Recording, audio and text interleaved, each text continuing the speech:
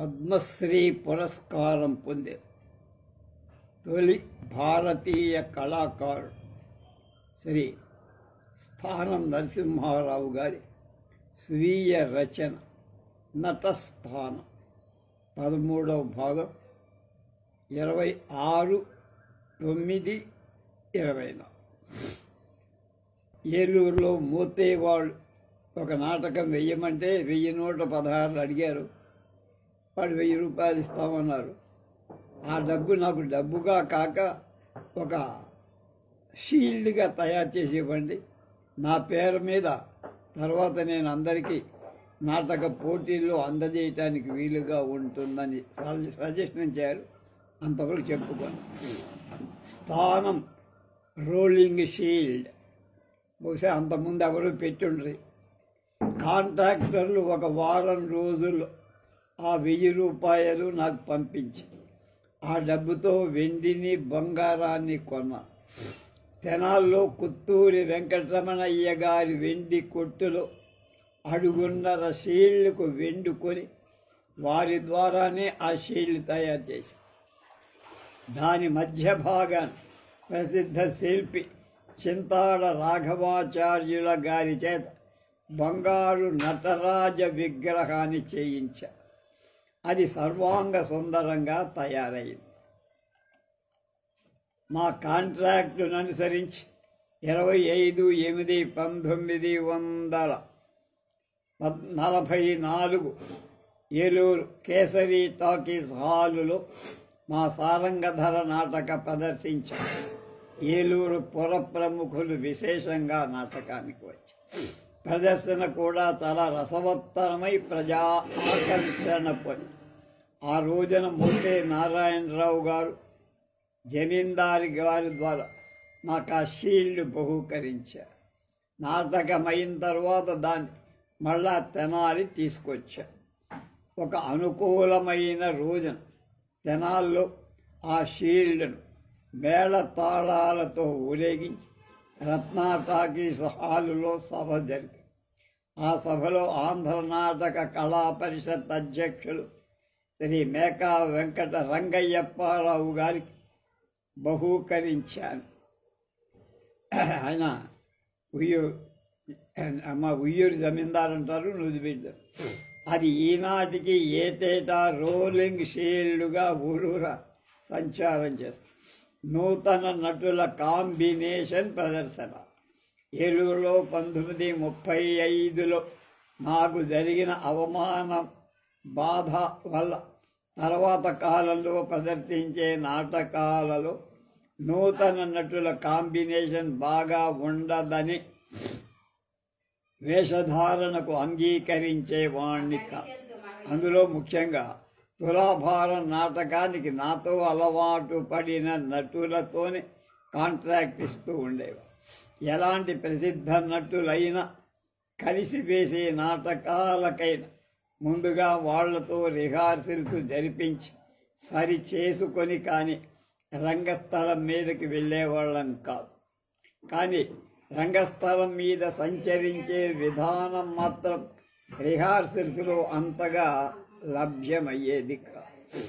అవసరార్థము లేక కాంట్రాక్టర్ల ఒత్తిడికి మొహమాటపడు ప్రదర్శించే ఇలాంటి నాటకాలు నేను కనుగొన్నంతగా రక్తి కట్టేవి కావు. తర్వాత గడిచిన కాలంలో నా నాటక సంఘంతో తప్ప మాతో కనీసం వారం రోజులైనా రిహార్సల్స్ జరపని నటులతో రంగస్థలానికి ఎక్కటానికి అసలు అంగీకరించేవాడిని కాదు.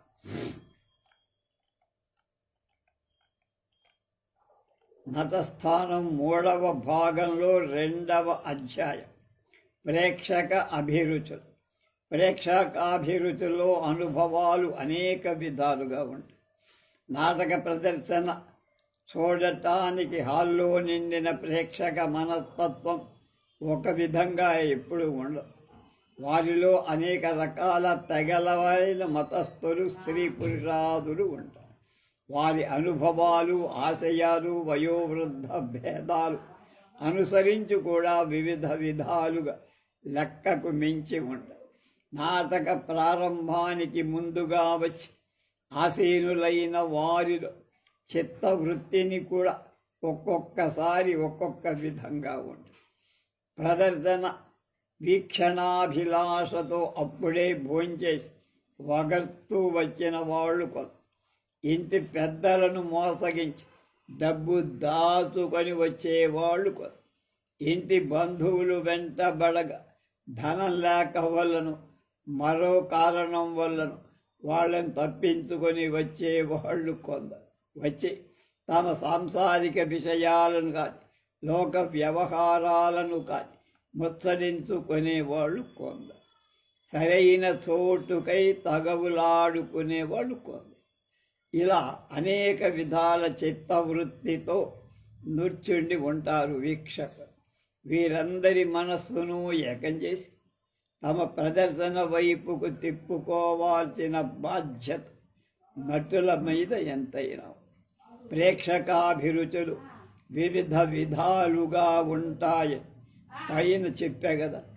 వారిలో కొందరు ప్రదర్శనం ఎలా తగలపడిపోయిన మంచి సంగీతం వింటే ఆ నాటకం అద్భుతంగా ఉందని అంటారు, ఆనందిస్తారు. కొందరికి భావం ఇష్టం, కొందరికి వేషం బాగుంటే చాలు ఆ వేషధారి అందరిలోకి బాగా ఎన్నికగా అంటే గుర్తింపుగా ఆదరింపబడు. కొందరికి బాగా అరచి చేతులు కాళ్ళు తిప్పుకుంటూ పాత్రధారి నటిస్తే శివాజీ గణేశన్ అతడే ప్రసిద్ధ నటుడు, సుప్రసిద్ధుడు అని గౌరవిస్తుంది. కనుక లోకో భిన్న రుచి అంటే అది. అలాంటి ప్రేక్షకులను తమ వైపు అభినయం వైపుకు తిప్పుకోవడంలో ఆనందపరచడంలో నటుల పని చాలా కష్టంగా ఉంటుంది. ఈ కష్టాన్ని నటులు ముందుగానే ఊహించుకొని అధిగమించే ఉపాయాలను అవలంబించాలి. నాటక ప్రారంభంలోని మొదటి రంగం జనాకర్షణీయంగా కవి వ్రాస్తే మంచిదే, లేకపోతే ఆ రంగంలోని నటు కథానుగుణంగా శ్రవణానందకరమే సంగీతంతోనూ మరికొన్ని ఏ హంగులతోనూ ఆచరణలో తీసుకోవాలి. అలాగే నటులు తమ పాత్రల మనోభావాల ప్రకటన రీత్యా ప్రేక్షకులకు అందించే శృంగార హాస్య కరుణ రౌద్ర వీర బీభత్స అద్భుత శాంతరస ప్రేక్షకులు సులభంగా అనుసరించి ఆస్వాదించే విధంగా రిహార్సల్తో వాటి ప్రయోగ విధానాలు ముందుగా గ్రహించుకోవాల్సి వస్తుంది. అప్పుడు ప్రేక్షకులు వాళ్ళ అనుభవ గ్రహణ శక్తితో ఆ రసాస్వాదన చేస్తారు.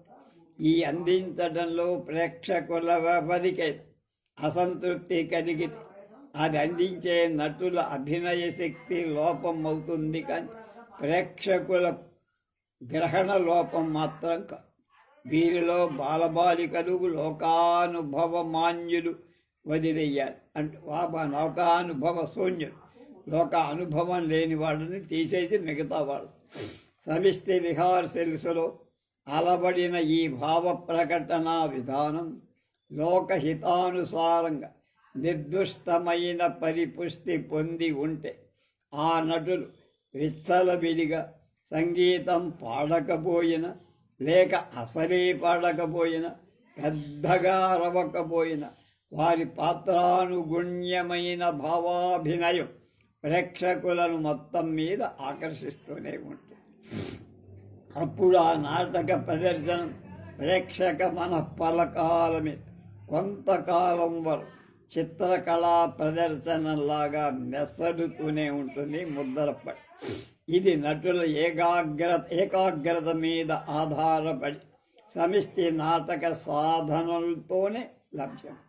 ప్రేక్షకులు భిన్న రుచులు, విభిన్న అభిప్రాయాలు, అలాగే వివిధ అనుభవాలు కలవాళ్ళే. వాళ్ళనందరినీ తన వైపుకు తిప్పుకునే మంచి నాటక నటులు విచక్షణతో ముందుగా సేకరించుకొని కోవాలి. అది మంచి రచన అని చెప్పడానికి నటులకు కొంత భాషా జ్ఞానం, లోకజ్ఞత కూడా అవసరం.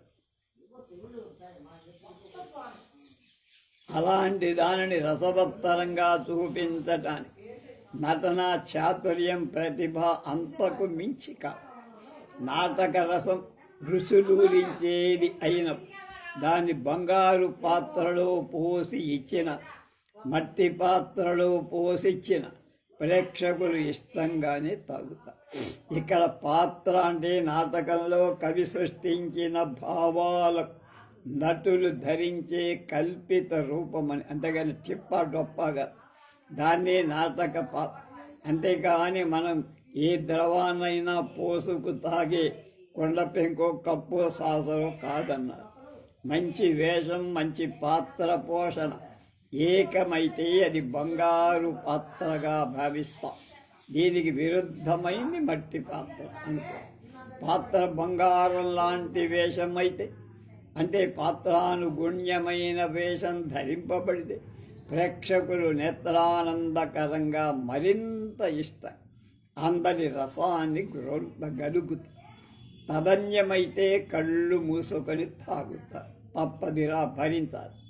ఇది నాటక సమిష్టి రసం రుచిగా ఉన్నప్పుడే. అంతా కలిపి బాగు. రసజ్ఞులైన ప్రేక్షకులందరూ కేవలం సంగీతం వినటానికే నాటక ప్రదర్శనలకు రారు. నాటకంలోని సంగీతం పాత్రల భావాలను ఉద్దీపింపచేసేదే కానీ వాటిని అణగతొక్కి పాత్రధారుని వ్యక్తిత్వాన్ని, సంగీత ప్రతిభను వెల్లడించేదిగా ఉండకూడదు. తమ సంగీత ప్రతిభను వెల్లడించదలచిన పాత్రధారణ శ్రమ పొందాల్సిన పని ఉండదు. వారు ప్రత్యేకించి గాన కచేరీలు చేసుకోవచ్చు. అంతేకాని తమ పాత్ర పోషణ సంగీత ఆయుధం చేత కూనీ చేయదు. ఉత్తమ నటుల కర్తవ్యం కాదు, ధర్మం కూడా కాదు. మనమే అంటే నటులమే రంగస్థలాన 1/2 నిమిషం పాడే పద్యాన్ని చివరి 2 నిమిషాలు కానీ అంతకంటే ఎక్కువ కాలం కానీ తోక సంగీతం పెట్టి గిరకాలుగా కంఠస్వరాన్ని తిప్పి పాడు దాన్ని వినాల్సిన ప్రేక్షకులకు అలవాటు చేస్తున్నాం. వాడు దాని అలవాటు పడి సంగీతం అంతగా పాడలేని నటులను చూసి అని చప్పరిస్తారు. అందువల్ల పాత్ర ఔచిత్యం, నటత్వం నలిగి నీరసించి తుదకు పూర్తిగా నశించిపో. ఇది పద్యాల నాటక ప్రదర్శనల విషయం. పద్యాలే లేని వచన నాటకాల విషయంలో ప్రేక్షకులు సంగీత శ్రవణం మీద కలిగిన అలవాటు యొక్క వాంఛ ఎక్కడ మనసులోకి రాదు. కనుక అది భావ ప్రాధాన్యతతోనే రక్తి కొడు. కానీ అది ఏ 100కో 1,00,00,000కో ఒకటి ప్రేక్షకాదరణ పొంది మొత్తం మీద పద్య నాటక ప్రదర్శనలకు వచ్చిన ప్రేక్షక ఆదరణ వచన నాటక ప్రదర్శనలకు అంతగా రావట్ల అంటున్నారు. అయినా దేశంలో కళా పరిషత్తులు ద్వారా ప్రోత్సాహం పొందిన నాటక సంఘాలు వచన నాటక ప్రదర్శనలతోనే అక్కడక్కడ కళా గౌరవాన్ని, ప్రగతిని పొందుతూనే ఉంటారు. దీనికి ప్రేక్షకులు కారణంగా కళా దృష్టితో ప్రేక్షకులు తమ వంక అభిమానపూర్వకంగా తిప్పుకొనే నటులు నాటక సంఘాలి అని మనం అంగీకరించాల్సిందే. ఒక పాత్రను 3, 4 ప్రదర్శించడం చూడటానికి అలవాటు చేసింది కూడా నటులు, నాటక సంఘం. మంచికి చెడుకు బాధ్యులు వీరే కానీ ప్రేక్షకులు. అలాంటి చెడుగుడుకు జరిగిన ఒక విషయం చెప్తాను. కేవలం సంగీతం వినటానికి అలవాటు పడిన ప్రేక్షకులు ఒక సంగీత అభిమానం నుంచి ఒకనాడొక నటుడికి అవమానం జరిగినట్లుగా ఇలా ఈ మధ్యనే విన్నానంటుంది. ఆనాడు ఏలూరులో పాండవ ఉద్యోగ విజయాల నాటక ప్రదర్శన జరుగుతోందట. అందులో 3 పాఠకులు కృష్ణవేషం, 3వ కృష్ణుడిగా రంగస్థలానికి వచ్చిన ఆనడు వరుసగా 2 రాత్రిళ్ళు ప్రదర్శనలు ఇచ్చిన కారణం బాగా పాడలేకపోయాను. గొంతు కూడా బొంగురిపోయి ప్రేక్షకులో ఒకరు లేచి, అయ్యా నీ సంగీతం వినలేం, శ్రమ పడక మీ వేషం విప్పేసి చెక్కేయండి అని కేకేసి, దానికి ఆ నటుడు భిన్న వదనుడై కారణం చెప్పుకొని క్షమాపణ చెప్పుకున్నా సంగీతాభిమానులైన ప్రేక్షకులు అతన్ని మన్నించలేదట. కనుక నాటక ప్రదర్శనలో భావ ప్రకటనమే ప్రధానమని తెలుసుకున్న ప్రేక్షకులైన ఆ విధంగా అరచి దిగిపోమ్మన్న వాడిని వారించలేకపోయారు. చివరకు అతడు తన వేషం విప్పేసుకొని వెళ్ళిపోయాడు. కనుక దీనికి ముఖ్య కారణం సంగీత పోషక నటుడు ప్రేక్షకులను క్రమంగా అలవర్చిన అలవాటైగా. కనుక నాటకాలు పద్యాలు పాడు ఉండాలా అక్కర్లేదా అన్న మీమాంస ఇటీవల కాలంలో బాగా ఎక్కువై, పాటలు పద్యాలు నాటక ప్రదర్శనల్లో ఉండకూడదని, ఒకవేళ ఉంటే అవి స్వభావ చిత్రీకరణలో ఆటంకాలని కొందరి స్వభావానికి దగ్గరగా ఉండేది కానీ అసలు స్వభావం కాంది నాటక కళ. కనుక పద్యాలు పాటలు ఉండొచ్చని కొందరు అభిప్రాయం. నేను ఈ అభిప్రాయాన్ని ఒక విధంగా అభిమానిస్తాను. అలా అభిమానించడంలో ప్రతి నాటక రంగం విధిగా పద్యాలు పాటలు ఉండాలని కాదు నా అభిప్రాయం. ఉంటే అవి శ్రావ్యంగా ప్రదర్శనలు చదవదగిన పాత్రధారులున్నప్పుడే కళా పోషణకు మరింత సులభంగా దోహదం చెయ్యగలవుగా ఉంటాయి. ఎందుకంటే అసలు నాటక రంగమే కృత్రిమం, అంతే కదా. అది స్వభావాన్ని పోలిందే కానీ స్వభావం మాత్రం కాదుగా. పరిమిత రంగస్థలం, పరికరాలైన తెరలు, సెట్టింగులు, పాత్ర పోషణ, పాత్ర ధారణ, పోషణ మొదలైనవన్నీ స్వభావాన్ని అనుకరించేవే, ఇమిటేట్ చేసేవే కానీ స్వభావాన్ని తెచ్చి కోలేసేవి. కనుక అవన్నీ పాత్రల మనోభావాలను స్వభావమే అన్నట్టు భ్రమాజనితంగా వ్యక్తం చేసే సాధనాలు. ఆ భావాలతో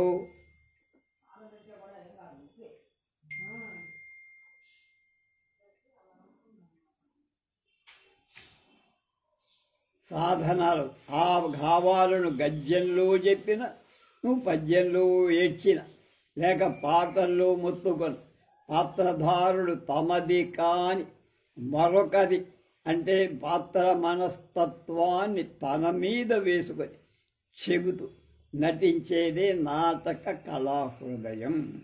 అలాంటప్పుడు పద్యాల్లో పాత్రల మనోభావాలు ఎందుకు చెప్పకూడదు అని ప్రశ్నిస్తున్నారు స్థానం.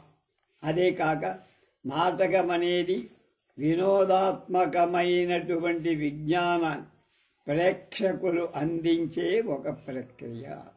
ఈ ప్రక్రియలో ప్రేక్షక మనస్సును ఆహ్లాదపరచి వినోదాన్ని అందించే ప్రథమ సాధన, మొదటి మెట్టు సంగీతం. మొత్తం నాటకమంతా వచనమై అందులో ఎక్కడో 1-2 చోట్ల పద్యాలు కానీ పాటలు కానీ ఆ ప్రదర్శనలో వినిపిస్తే అవి ఆయా సమయ సందర్భాలు అనుసరించి ఔచిత్య భంగం కలిగించకుండా ఉంటే సంగీత కళాపిపాసులైన ప్రేక్షకులు కొంతవరకు దాహం తీరినట్టుగా ఉంటుంది. దాహోపశమనం అన్నారు. అంచేత నటనలో భావ ప్రకటన పాత్ర ఔచితీపరంగా ఏ విధంగా అయినా ప్రేక్షకుణ్ణి రంజింప చేయటమే నాటక ప్రదర్శన లక్ష్యంగా భావిస్తూ నేను ఉంటా అన్నారు. ఇవి ప్రేక్షక మనస్సులో పంచదార అద్దిన మందు మాత్రలాగా చొరబడుతూ ఉంటాయి, హోమియో పిల్స్ అంటారు. అందువల్ల నటనలో కొంత శ్రమ కూడా తగ్గుతుంది, రక్తికి కూడా దోహదమవుతుంది అంటున్నారు.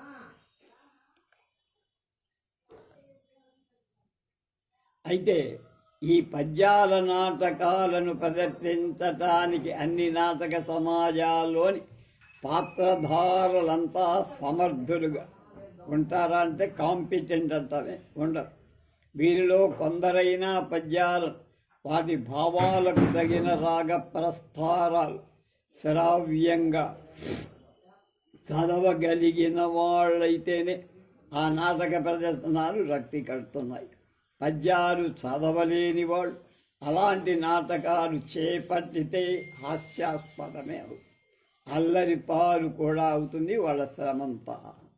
కనుక ఈ పద్యాల నాటకాలను చేపట్టేవారు ఎక్కువ శ్రద్ధ వహించి శ్రమపడాలి. వాళ్ళందరూ పక్క వాద్యాల ప్రాక్టీసును శృతిబద్ధంగా జరుపుకోవాలి. వచన నాటకాలకు ఈ శ్రమ లేదు. వచనంలో పాత్రభావాలను నాటకాంతం వరకు నిర్దిష్టంగా పోషించడం వారికి మంచి నాటక ఇతివృత్తం లభించాలి. దానికి సమిష్టి సాధన ఎంతైనా జరుపుకోవాల్సి ఉంటుంది. అలాని వచన నాటకాలను నేనేమి వద్దంటలేదు, నిరసించలేదు, దూరం పెట్టమని. వాటి మీద నాకు చాలా అభిమానం. ఆ అభిమానంతోనే మా సభ్యులందరం కేవలం వచన నాటకమైన కన్యాశుల్కాన్ని దాదాపు 100 ప్రదర్శనలు ఇచ్చి అవి పద్యాల నాటక ప్రదర్శనలలాగానే ప్రేక్షకులను ఎంతనో ఆకర్షి. కానీ కొన్ని చోట్ల నన్ను సత్యభామ పాట నీరజాల గలడ అన్నదాన్ని పాడమని కోరుతూ ఉండేవారు. నేను పాట పాడలేదనుకోండి, అది వేరే విషయం. కనుక రామాయణంలో పిడకల వేట అలా పాడమంటే ఎవడో ఒక ఆయన ఉన్నాడు, ఆయన ఏ సినిమాలు ఏ నాటకం వేసినా గుత్తి వంకాయ కూర పాడమనేవాడు. ఆయన చచ్చినట్టు పాడేవాడు. అలా ఈయనెప్పుడు పాడలేదని చెప్పి ఈ పద్యాల నాటక రచనను ప్రథమంగా కవులు గమనించాల్సిన విషయం నాటక రచయిత ఒకటి ఉందని మనవి చేస్తున్నానంటున్నారు స్థానం. ఈ విషయంలో ఛందస్సుపై అభిమానం కల నాటక రచయితలు నన్ను క్షమించుదురుగాడు. ఏమిటంటే పద్యాలను కానీ పాటలు కానీ పాత్రల చేత పలికించేట వాటి సమయ సందర్భాలు ముఖ్యంగా గమనిస్తూ రాయటంలో రచయితలు తగిన శ్రద్ధా విచక్షణలు చూపాల్సి ఉంటుంది. ఏదో మీ కవిత్వం వచ్చు కదా, మహాపండితులం కదా అని కుక్కేస్తే అభాస్వం. ఎప్పుడొచ్చావు బావా, వెళ్ళొస్తాను బావా అనేటప్పుడు కాకుండా ఉదాత్తమైన భావాలను వివరించాల్సి వచ్చినప్పుడు, ఉద్రేకపూరితమైన భావాలు వెల్లడించాల్సి వచ్చినప్పుడు, ప్రతిజ్ఞలు చేసేటప్పుడు, నీతి ప్రబోధం చేసేటప్పుడు, భక్తి భావాన్ని చూపేటప్పుడు, కవిత చెప్పవలసినప్పుడు, ఇలాంటివి కొన్ని విషయాలు ఛందోబద్ధమైన పద్యాలు పాటలు ఉండడం నాటక రక్తికి దోహదం ఎక్కువ. నాకు సమకాలీనులై విశేష నాటక ప్రచారంలో సహకరించిన ఆనాటి పురుష పాత్రధారులలో పద్యాలను విస్తారంగా తోకరాగంతో పాడకుండా పాత్ర జిలేబీ చుట్టనంతా మేమై పాత్రోచితమైన సమయ సందర్భానుసారంగా తగినంత రాగంతో చదువు భావపుష్టితో అభినయించేవారు శ్రీ హరి ప్రసాదరావు, గైతా గోపాలం, ఎడవల్లి సూర్యనారాయణ, బందా కనకలింగేశ్వరరావు, సిఎస్ఆర్ ఆంజనేయులు, మాధవపెద్ది వెంకట్రామయ్య, పంచాంగం రామానుజాచార్యులు మొదలైన ప్రముఖుల నటులు నేటికి సజీవులు అద్దంకి శ్రీరామూర్తి గారు, కేశపాటి నరసింహమూర్తి, కె రఘురామయ్య ఏలపాటి, టి రామకృష్ణ శాస్త్రి, చుండూరు మధుసూదన్ రావు మొదలైన నటులు గణనీయులని వాళ్ళందరినీ మెచ్చారు. నా దేవదేవి పాత్ర ఎలా ఉంది? నేను విప్రనారాయణలో దేవదేవి పాత్రం విప్రనారాయణ నాటకంలో ఉంది. ఈ నాటకాన్ని పానుగంటి లక్ష్మీనరసింహారావు గారు శృంగార హాస్య భక్తి పరంగా నటించారు. సినిమాలో అందులో రేలంగి పాత్రధారణ అద్భుతంగా ఉంటుంది. దీని ఒక పర్యాయం చదివా. భాగవతం ప్రదర్శనకు ఎంతో రక్తి కట్టేదిగా అనిపించింది. కానీ కొన్ని చోట్ల వేదాంతపరమైన ఉపన్యాసాలున్న కారణంగా కొంత తగ్గించాల్సి ఉంది. అవి సామాన్య ప్రేక్షకుల విసుగు కూడా పుట్టిస్తాయి. పిఠాపురం వెళ్ళా, కవిగారిని కలిసా. ఎవరైనా పాల్గొంటివా? ఈ నాటకాన్ని కొన్ని మార్పులతో మా సభ ప్రదర్శించడానికి అనుమతి ఇవ్వమని అంగీకరించారు. ఆయన లిఖితపూర్వకంగా కూడా అనుమతించారు. లేకపోతే ఒక నోటి మాట కూడా తర్వాత కేసులు, కోర్టులు. ఆ నాటకాన్ని 4-5 పర్యాయాలు మళ్ళీ నేను చదివాను. ప్రదర్శన అనుకూలంగా చాలా చోట్ల నిడివి తగ్గించి, కొన్ని చోట్ల సందర్భానుసారంగా కొన్ని వాక్యాలు నేనే రాసి అందులో చేర్చి, అవన్నీ కథాగమనాన్ని కుంటుపడనీయకుండా సరిచేసి, కొన్ని రంగాలను ముందు వెనకలకి మార్చా. కనుక తర్వాత అందులోని పాత్రాలకు సరితూగే వ్యక్తుల కోసం అన్వేషించి, అందులో ముఖ్యంగా నాటకాన్నంతా నడిపే ప్రధాన పాత్ర విప్రనారాయణ. ఆ పాత్రను పోషించగల వ్యక్తి అసలు మా కంపెనీలో టార్చిలైట్ వేసేసినా దొరకల. కస్తూరి నరసింహారావు. మా అన్వేషణలో ఈ కస్తూరి లభించాడు. ఇతడు ఇతరత్రా దుర్యోధన పాత్ర కడు సమర్థవంతంగా నటిస్తూ ఉన్నాడని తెలిసి పిలిపించారు. నా ఉద్దేశం చెప్పారు. ఈ నాటకంలో ప్రధాన పాత్ర ధరించాలని కోరారు. ఆయన ఈ నాటకాంతంతా చదివి, అబ్బో ఇంత పెద్ద పోర్షన్తో ఈ వేషం నేనా వేయటం, అందులో మీ పక్కన వేయదాలని బాబూ అన్నాడు. నేను ధైర్యం చెప్పి, కనీసం 3 నెలల పాటైన మాతో ప్రాక్టీస్ చేస్తే నిన్ను అపర విప్రనారాయణుడిగా నేను తయారు చేస్తా అన్నా. అందువల్ల ఆర్థికంగా మరో ఆశ కూడా ఆయన కలిగించి, నీకో 10 నాటకాలు వేయిస్తాను, నీ ఒక్కొక్క వేషానికి 10 రూపాయలు ఇస్తా. అప్పుడు 10 రూపాయలే ఇస్తా.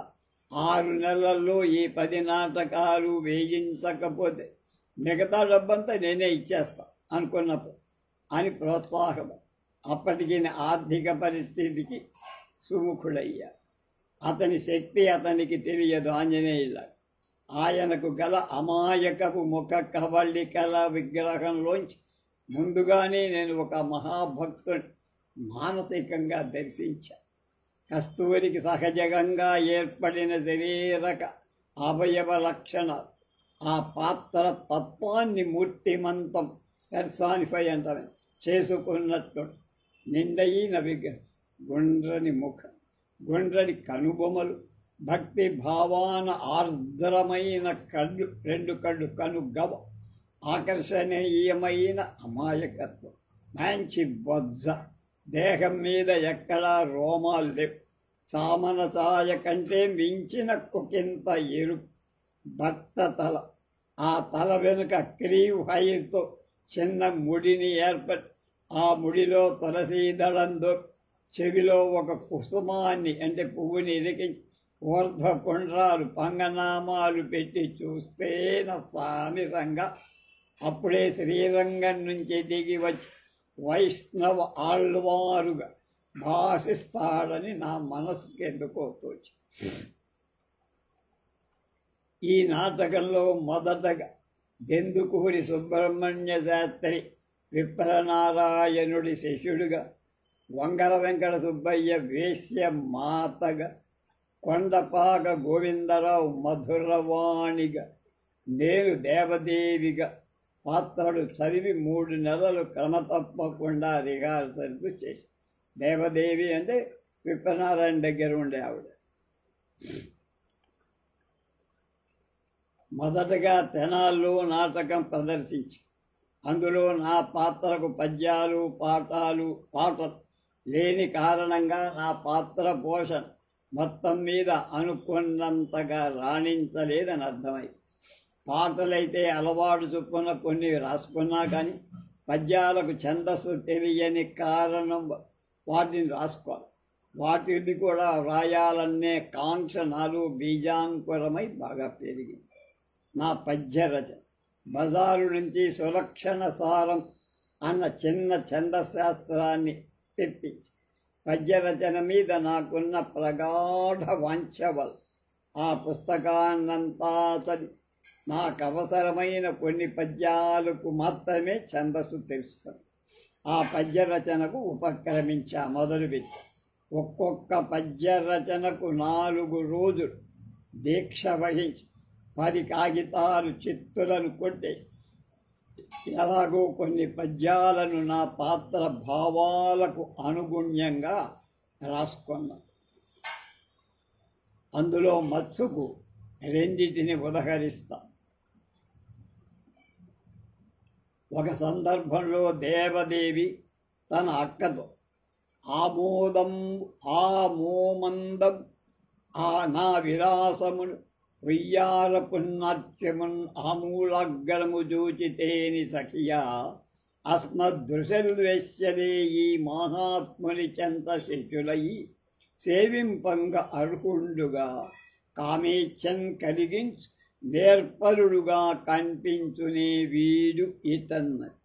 మరొక చోట తన అక్కతో దేవదే అంతఃశత్రుల గెల్వలేరు, మమతాహంకారముల్ మానలేరు, అంతర్మోహములైన వీడరు, మహాధ్యాత్మైక చిత్తుల్ వలె ఎంతో భంగి జపంబు సల్పెడు నటుల్ వీరా మహాభక్తులు ఈ తంతులు నమ్మగరాదటం పలుకం తప్పేమిటి సోదరి అని దిప్పుతూ ఇంకో. అలాగే మరికొన్ని పద్యాలు రాసుకున్నా. వాటిని పండితులు మెచ్చకపోయిన నా పిచ్చికి ఆనందంగా ఈనాటికి నేను దాచేసుకున్నవాడు. కొన్ని జ్ఞానికానికి అందడంలా కొన్నింటిని వైజయంతి విలాసం ప్రబంధంలోంచి సేకరించుకున్నా కూడా. రాసుకున్న పాటలు మాత్రం అన్నీ బాగానే నడిచాయి. విప్రనారాయణుడికి 5-6 పాటలు రాశారు. అందులో రంగస్థలం మీద ప్రసిద్ధి పొందిన పాట ఒకటి ఉంది. అది విప్రనారాయణ పాట. చిరుగంటల చిందులు వేతు రవయా రంగారంగ తిరుమోమున సౌభాగ్యమును చూపమారంగారంగా గురించి ఊరించి మోహించు నీ మోము దరిచేర్చి లాలించి జానించి పూజింతు కరకింకిణుల కాంతుల మెరయ గిరజాల ముంగురులరయ నరహాసపు వెన్నెల విరియ చరణముల గజ్జలు వరయ మరపొందని నీ నాట్యము మనసును తనువును మైమరపించగా. అది అలా మలచింది. ఈ పాట గ్రామ్ఫోన్ రికార్డు వాడు కూడా రికార్డు చేసి నేను నా దేవదేవి రాసుకున్న పాటలలో ముఖ్యమైంది ప్రజాదరణం పొందింది అయిన పాట చలి చలి చలి వటుడా నటుడా వటుడా అన్నది. ఈ పాటకు ఆ నాటకంలో సందర్భం ఎక్కడొచ్చిందంటే, ఆ నాటకంలో ఒకరోజు పురాణ కాలక్షేపం జరుగుతుండగా వర్షం వస్తుంది. దొడ్లో తడుస్తున్న వస్త్రాలు తీసుకొని రావటానికి వెళ్ళిన దేవదేవి బాగా తడిసి వస్తుంది. శిష్యుడు దేవాది శ్రీనివాసుడు కూడా తన బట్టను గురువుగారి వస్త్రాలను తీసుకుని రావటానికి వెళ్తాడు. అప్పుడు ఒంటరిగా విప్రనారాయణ మాత్రం ఉంటాడు.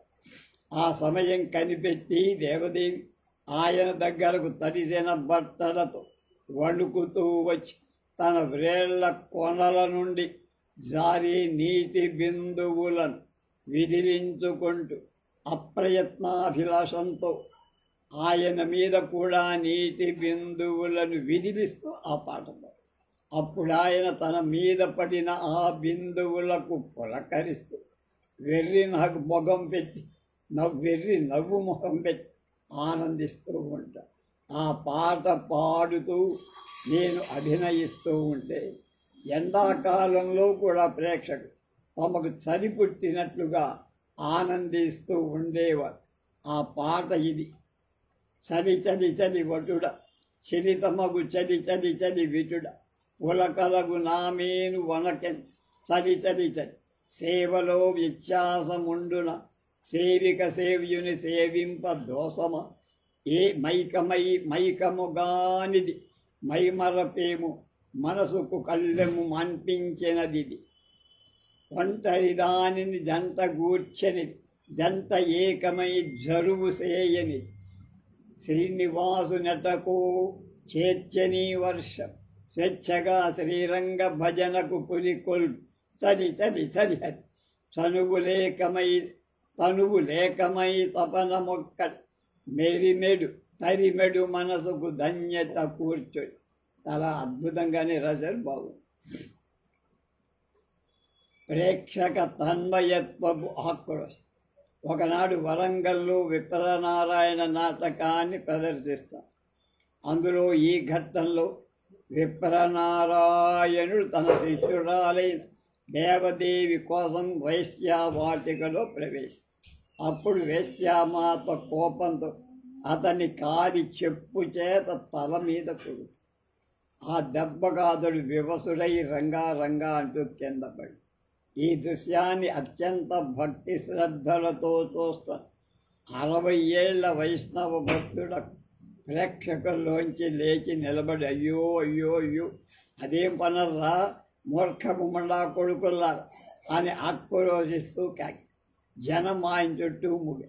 ఆయన కోపం మరింత ఎచ్చిపోయి నాటకశాలంతా గోలెక్కువైంది. ముందు తెర వాల్చేసి రంగస్థలం మీదకు నేను వచ్చి ప్రేక్షకులకు వినయంగా ఇది నాటకమని, ఈ నాటకంలో కవి ఇలా చేసేట్టుగా వ్రాశాడని ఆయన వింటాడా అప్పుడు విప్రనారాయణ పాత్రధారి రంగస్థలానికి పిలిపించి నీకేమైనా దెబ్బ తగిలిందా అనిపిస్తుంది. ఆయన నవ్వుతూ అబ్బే దెబ్బే తగిలినట్టుగా నటించాను అని అన్న తర్వాత ఆ వైష్ణవుడే తన్ను తాను తెలుసుకొని కోపాన్ని తగ్గించుకో. తర్వాత యథావిధిగా నాటకం జరిగిపోయింది.